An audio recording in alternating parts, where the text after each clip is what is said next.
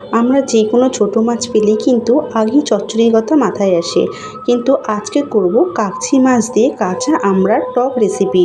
যেমন সিম্পল হয় তেমনি কিন্তু খেতে অসাধারণ হয় রেসিপিটি।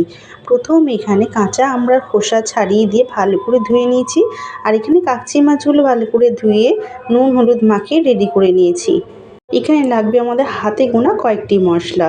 লাগবে শুকনো খোলায় ভেজে নেবো গোটা ধনে, গোটা জিরে, ঝাল অনুযায়ী আমি একটা শুকনো লঙ্কা ভেজে নিয়েছি।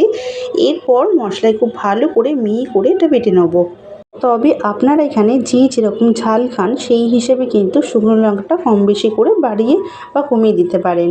এরপর রান্নার জন্য কড়াই পরিমাণ মতন তেল দিয়ে আগে থেকে নুন হলুদ মাখানো কাচ্চি মাছগুলো ভালো করে ভেজে একটি পাত্রে তুলে নিয়েছি। এরপর ফোড়নে দেবো কালো জিরে দিয়ে ভালো করে ভেজে নিয়ে আগে থেকে কাঁচা আমড়াগুলো কেটে ধুয়ে রাখা সেইটা দিয়ে ভালো করে কিন্তু ভেজে নেবো। রেসিপিটি বানাতে কিন্তু খুব বেশি সময় লাগে না, 10 মিনিট হাতে নিয়ে বানালে কিন্তু একদম পারফেক্টলি রেডি হয়ে যায়।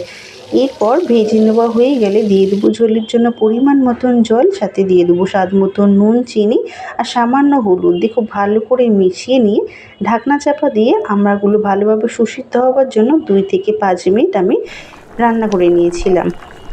কাঁচা আমড়াগুলো সুসিদ্ধ হয়ে গেছে মানে কিন্তু আমাদের এখানে রেসিপিটা অলমোস্ট ডান।